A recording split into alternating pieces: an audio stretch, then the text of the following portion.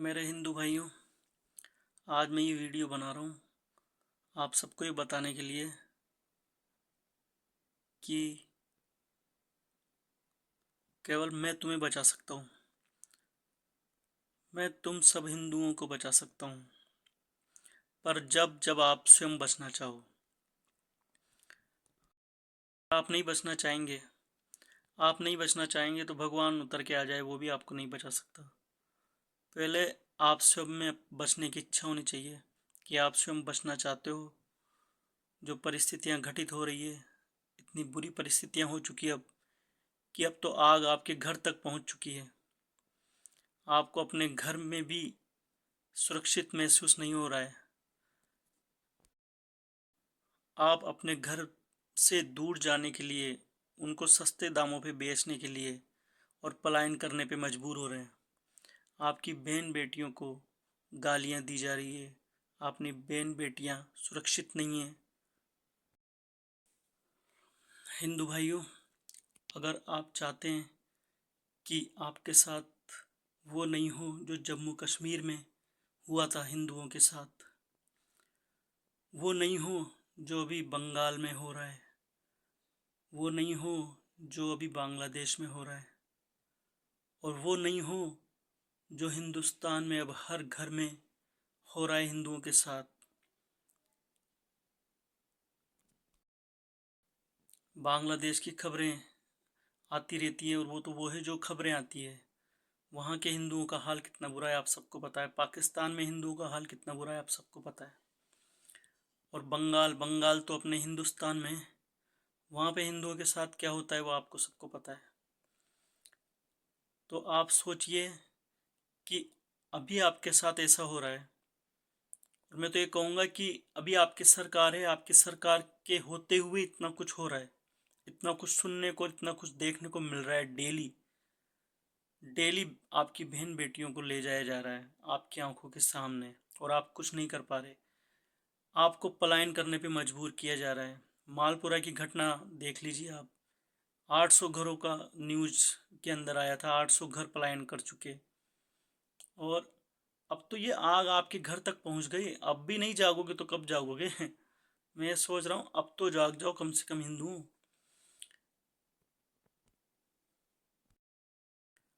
खैर, ये जागने जगाने की बातें तो होती रहती है, पर ये वीडियो मैंने विशेष इसलिए बताया आपको कि मैं आपको बचा सकता हूँ, मैं आपकी सुरक्षा कर सकता हूँ।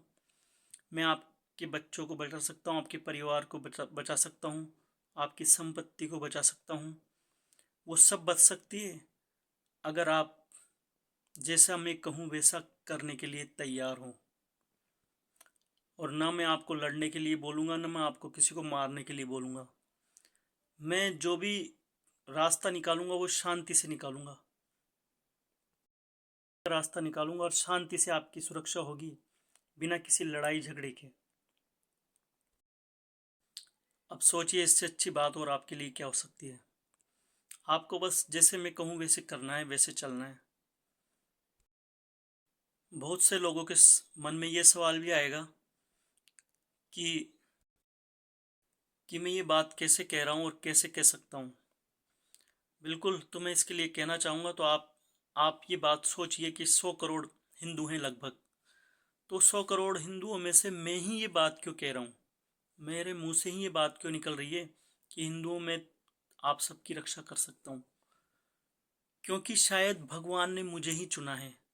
भगवान कभी भी आपको बचाने नहीं आएगा स्वयं, वो किसी न किसी को बेचे भेजेगा, माध्यम बनाएगा किसी को आपको बचाने के लिए।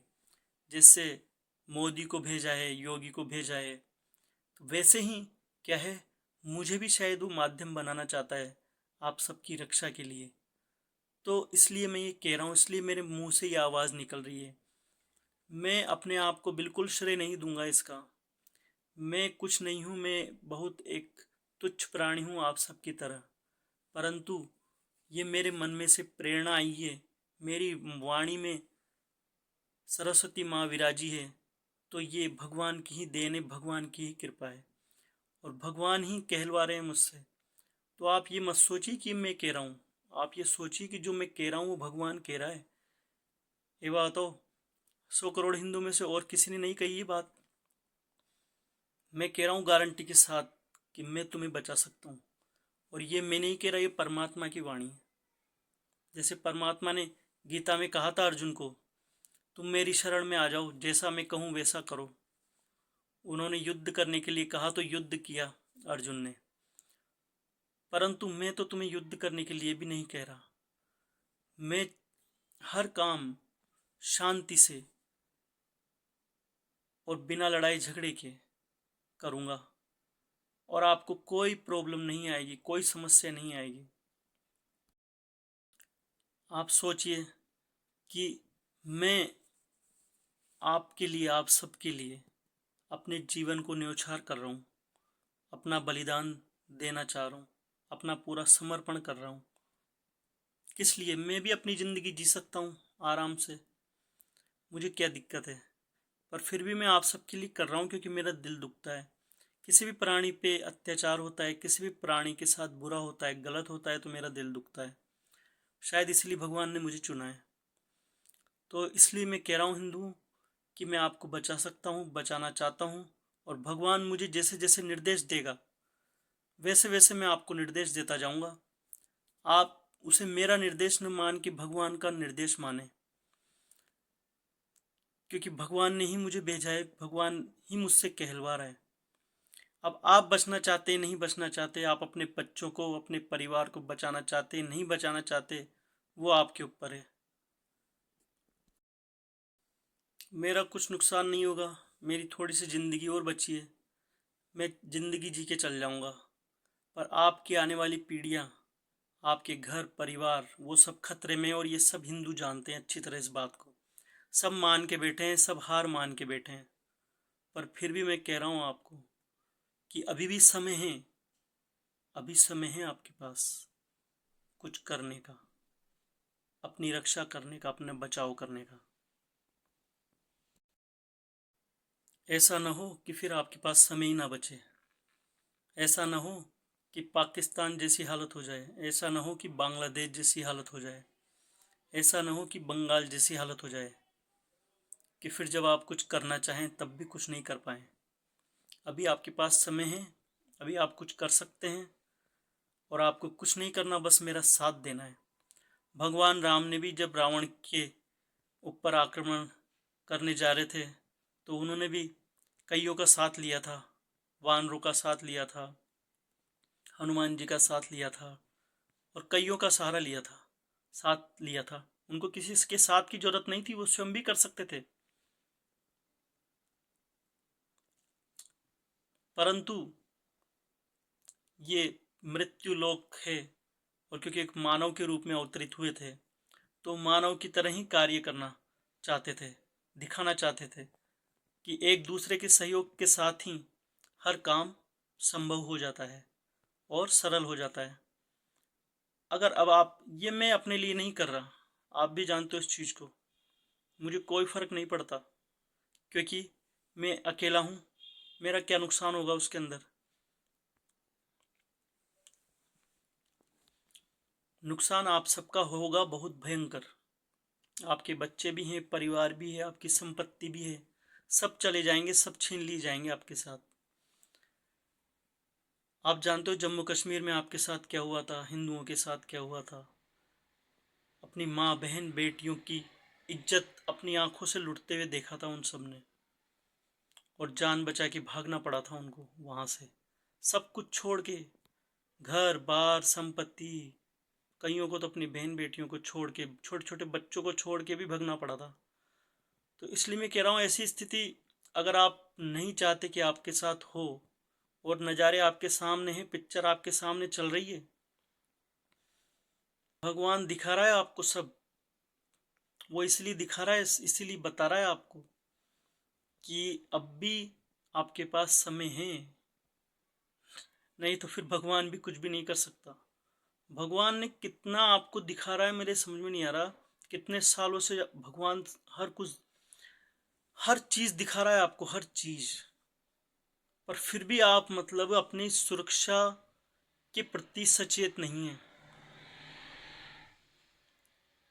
इसलिए मैं कह रहा हूँ कि मुझे भी नहीं लगता कि अब हिंदू कुछ कर पाएंगे या कुछ करेंगे।